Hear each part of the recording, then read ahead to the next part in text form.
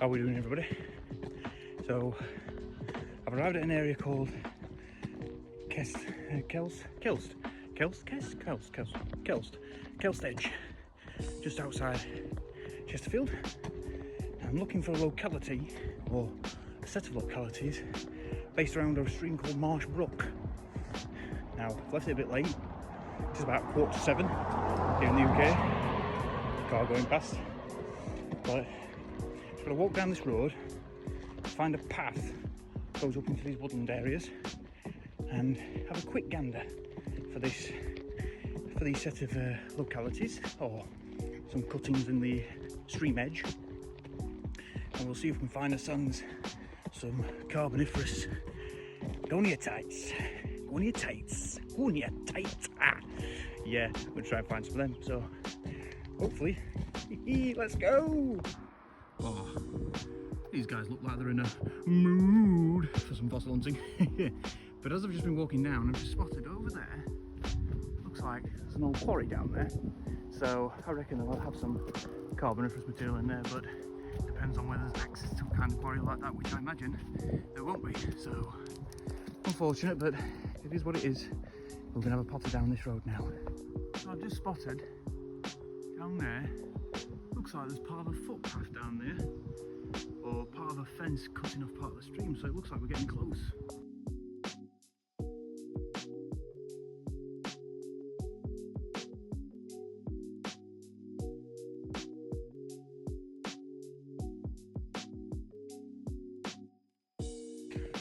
Looks like we found it, or found an area that might be accessible.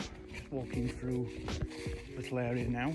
Looks like a lot of it is barbed wired off, which is actually something to be fair, because there are areas that are a bit dangerous.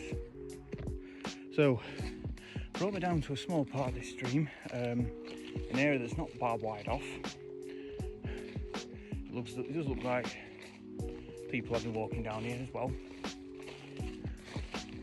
Yeah, it looks like people have been walking down this area as well. There's a lot of what look like black rocks in the stream, and it even looks like there is some in situ strata. Now, in situ means it's in place. It's where it was when it was around, so during the Carboniferous, around 300 million years ago, and that's where it stayed. If it's ex situ, that means it's actually come out of the cliff or the rock, and that has made it exit the rock. It's not in place, which is actually a bad thing for paleontologists sometimes, because we don't know how old things are, or we struggle to find out how old they are. But I'll just spin you around and show you what the area looks like. So I don't know if you can make it out, but there is a barbed wire fence up there, and there's actually in the distance some cows. You might be able to just about see them. But in this is the stream, so this is Marsh Brook. Because it's a bit late, I've not got very good lighting, but it does look like there are areas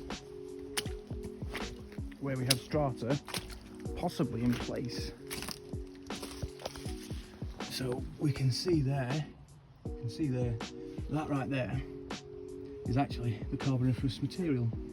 So I'm gonna have a little look around, and just as a warning, the water here, it will be contaminated with leachings from our farmland, so you're going to get different chemicals in there, and you're going to get leaching from iron-rich rocks around here as well. So there's going to be a lot of iron leaching. So make sure, if you do touch this water, if you do go fiddling through it, make sure you wash your hands afterwards, because we all like nice clean hands, don't we? Yeah. I mean, mine aren't that clean. I mean, look at them. Ugh, disgusting. So it looks like we have something already. I don't know if you can see, but there's some lines on there that look a bit like a plant of some kind. So I'm not sure about it. I'll have to wait for it to dry out, but that's definitely going to go in the bag. In fact, it looks like there's a remnant of a possible goniatite next to it, or it could be pareidolia. Seeing patterns that aren't actually there, but nice little find already. Hey, here we go. Another nice piece. This looks like a brachiopod. I'm not really good with my brachiopods, but this looks like a very sort of plain looking one, but it has been flattened. So very, very nice. Also, so we'll just chuck this in the bag. If you're going to come down to these localities, my advice is to take little either, this is, I think it's a painting scoop or something, or a trowel, and don't be digging into the actual exposures. Look around the stream for any loose blocks. It's much better to preserve this stuff. I don't think this area is actually triple SI, but please, if you do come down this area, you know, respect the outcrop, respect the exposure, leave it as is. If you don't find much today, come back another day, you might find some more bits. All right, but let's get back to it. Here we go again. So we got some more brachiopod pieces. Seems to be quite plentiful here. That means I've found about 4 pieces now, I think. One was pretty scrappy, so I left it where it was, but these two look quite nice actually, so I'll probably take these with me. It does seem to be a bit dry here with the fossils, but you know, keep looking. I'm probably going to spend another 10 minutes here and then leave it as is, but brachiopods probably were one of the staple fossils during the Carboniferous. They were quite plentiful. I think after this period at some point they actually went into decline, and the bivalves, the typical oysters we get today, they seem to dominate the oceans from there, including today. So I thought I'd show you actually what you do with some of this Marsh Brook material. So you can see, nice piece of mudstone here. Lighting's not great, but oh well. Get your little trowel and your tool, and you just nice and easy push it in. Now make sure, now I'm doing this with my hand over here, but make sure your hands are away from the tool. You don't want to hurt yourself, don't want to cut yourself, especially in this stream water. This stream water could give you an infection if you're not careful. But push it in. I'll push it in so far. See, it's just parted. And unfortunately, like Yorkshire fossils, we don't have any fossils in there. But yeah, that's how you do it. So be very, very careful. It doesn't part like this usually all the time. It seems to come off in chunks. So do be careful when you're doing this. Take it nice and easy, nice and slow. But yeah, that's how you get this stuff to part. But unfortunately, no fossils, so. You can sort of see the sun is starting to set. There's a beautiful glow coming through this woodland. And I've actually found something slightly interesting. This could actually be part of a gonia type. As you can see, part of a shell there. Looks like it's got some faint ribs on there. And that is the ancestor of the ammonites that lived during the Mesozoic era, or the age of reptiles. So these were the forefathers of some of the most impressive shell creatures to ever live. What a cracker of a fossil. Another nice little find. You can see some, looks like little shell bits in there, little remnants of smaller fossils in there. Won't be keeping this, but you can sort of see in this brown sort of texture, this brown sort of layer, there are fossils still to be found. But yeah, unfortunately this will not be taken with me. I'll be leaving it here.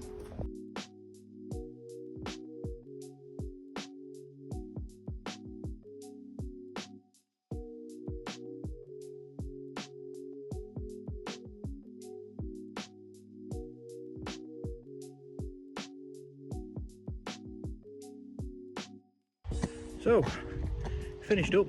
It's getting a bit late, it's about 20 to 8 now, so sun's starting to go down. I need to get moving, get myself, you know, some grub, get myself home, wrapped up nice and warm. So this lorry, just this lorry go past. There we go. Seemed like a nice lorry. But get me sent off, get me sent home, get a cup of tea, get some grub in my belly. Put them fossils out to dry.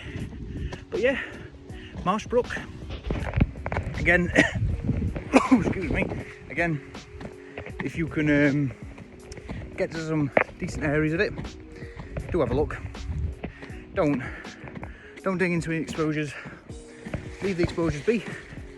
Respect the rock. Hashtag respect the rock. Not that rock. But yeah, Chesterfield area. It's got some interesting material. It's definitely worth looking into and exploring. Obviously we've got the Peak District area, which is renowned for its limestone fossils. But yeah, Marsh Brook seems quite nice. Anyways guys, I'll leave you with it. This has been your Mosasaur Prince of Steel, Tethyosaurus Yorkshire. I'll see you in the next one. Ta-da, bye.